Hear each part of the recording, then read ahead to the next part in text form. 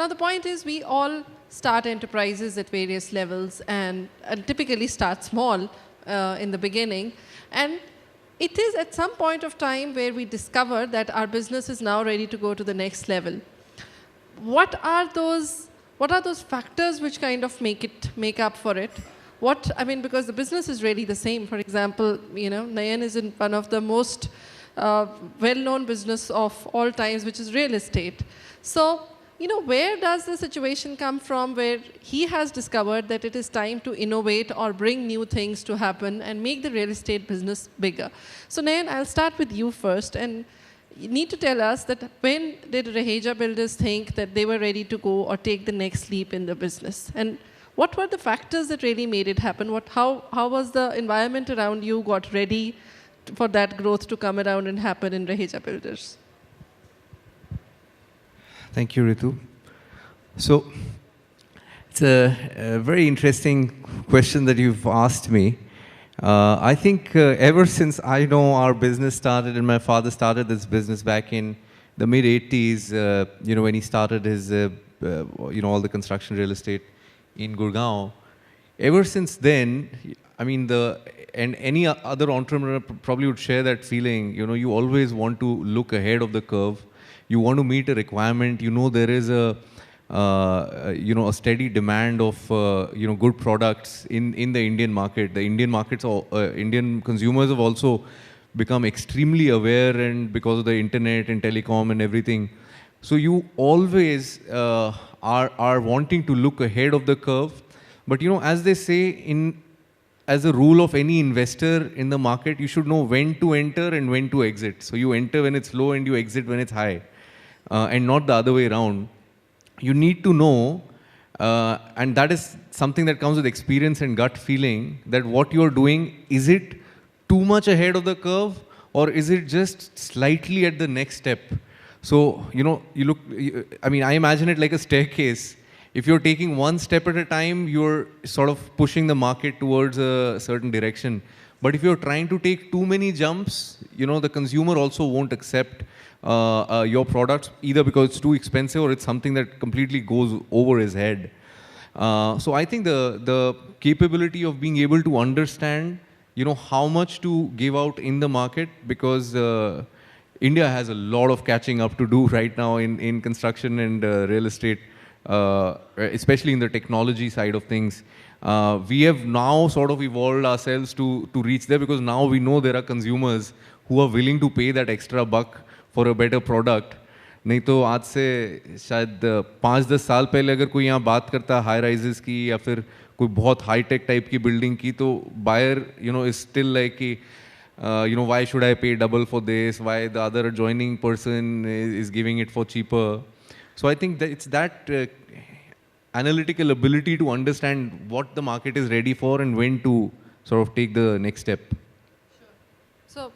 So basically, I think what Nayan's kind of brought out very interestingly is that even in an age-old business, real estate is something that has been, as a business case, has been there forever.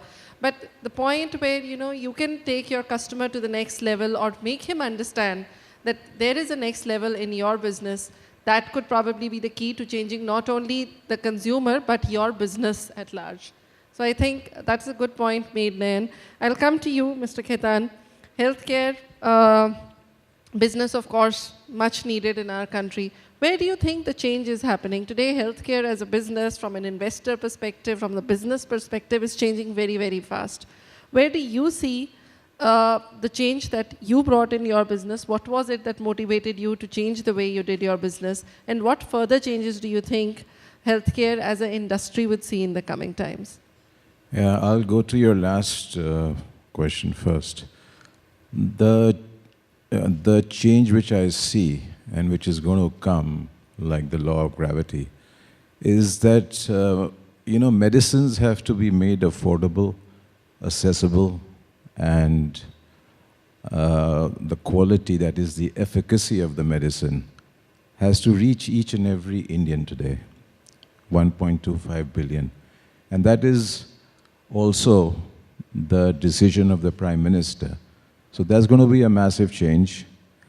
Another thing which we in the pharmaceutical sector are not appreciating is that the Department of Pharmaceuticals arbitrarily cuts prices, and that does affect the top and the bottom line of the pharmaceutical industry.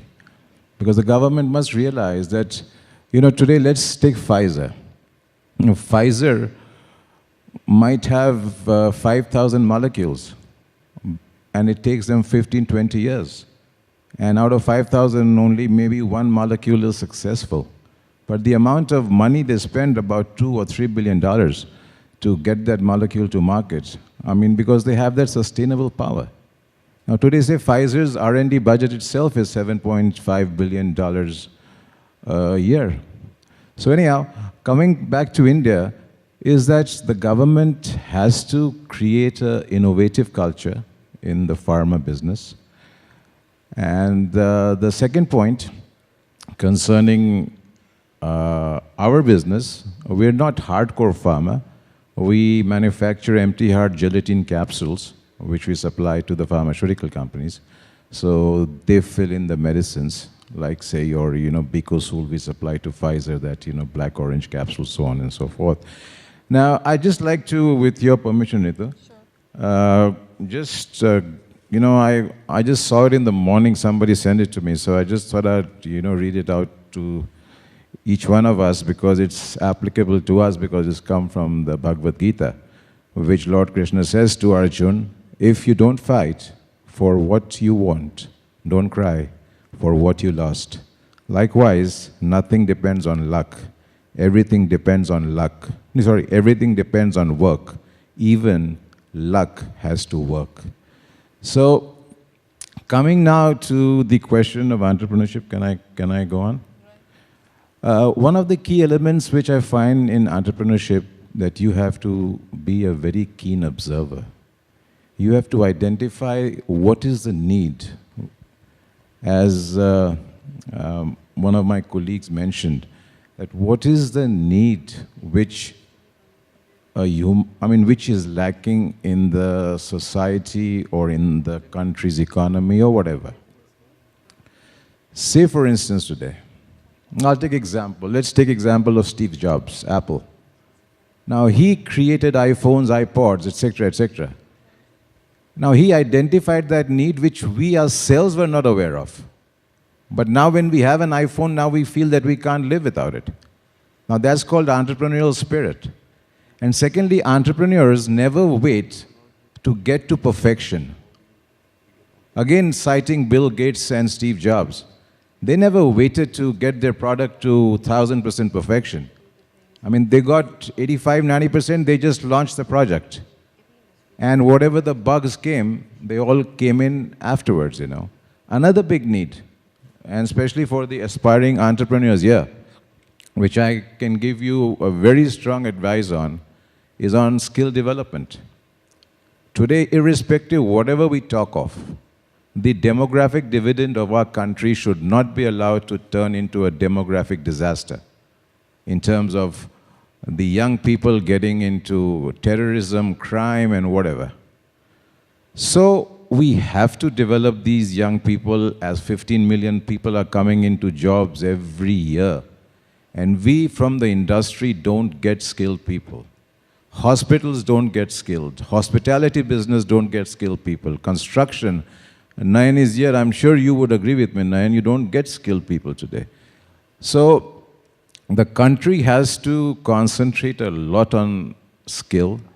And if some of the entrepreneurs are willing, because skill development centers are not very expensive, they're also being subsidized by the government, you could find industrial clusters and put up a special skill development center there. And you could use a German concept, which they have a dual system, that learn while you earn, or earn while you learn. It means the same thing. That means that they are working in a company, the company will definitely send them to skilling to your center. And that's where you can give them practical skills as well as, theoretical. Sure, sir. I think ideas. that's a point well taken, that skill development would be the key area if industries have to grow. Another aspect which I particularly feel has led to the awakening of the entrepreneur is because the whole ecosystem has required or called for far more efficiency than we were used to delivering. Let's say in real estate, maybe the project which probably took a year to deliver now needs to be delivered or is expected to be delivered in 8 months. So every industry, and not just real estate, healthcare, as Mr. Khaitan has rightly pointed out, needs much more and quicker infusion of medicines to be reaching out to each and every person in this country. So now I think that is also one of the core reasons where the efficiency that the industry, and somebody brings that efficiency out. So then, you know, I've always in our conversations heard you saying that construction technology needs to change in the real estate industry. Now, how do you think on a larger level, the efficiencies, who builds these efficiencies? Do the entrepreneurs build these efficiencies or do the ecosystem builds these efficiencies? And how does it help the entrepreneur to take his business one notch up? So two of the most important lessons that I think anybody can learn from, and I can vouch for it from personal experience. One thing you can't escape in today's day and age is technology, or the use of technology to drive your business. So talking more on that, you know, to give probably a specific example of what we are doing, you know, back at office, the kind of projects that we are even implementing now have completely changed from what we were doing about 10 years back, or even, you know, 4 or 5 years back. So we stopped using, for instance, we realized that on site, you know, what's taking time? It's all the wet construction, it's all the coordination, it's all, you know, those were actually the things which were taking the maximum amount of time. Like there are if you actually look at it, pehle column beam structure bana rahe hain, then they're putting bricks into it, then they're chasing it with you know, with a cheni and hathoda, and then they're putting their pipes and conduits, and then they're putting plaster, then they're doing paint. I mean, what nonsense is this actually? I mean, 90% of the market still uses this sort of technology to build in India, but nobody in the world uses this anymore. And people stopped building like this many, many years back.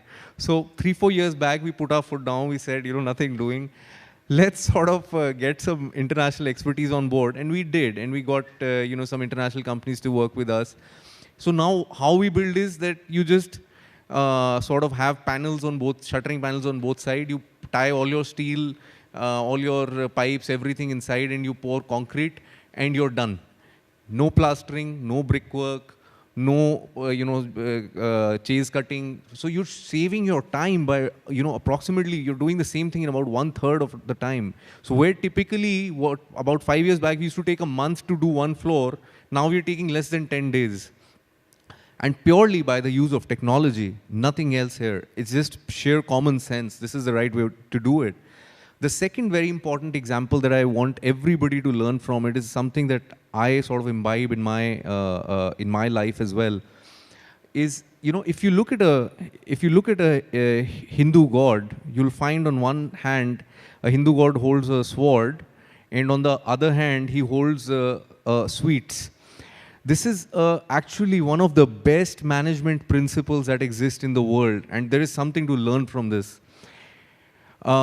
We again realize, like, we have large workforces of marketing, sales people, which, you know, we are facing so much difficulty to understand there. How do we make these people work?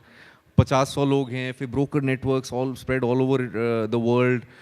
On the other side, you know, we were facing difficulties understanding there is 2,000-3,000 labor. Are they actually working hard? How are these people in our control or not?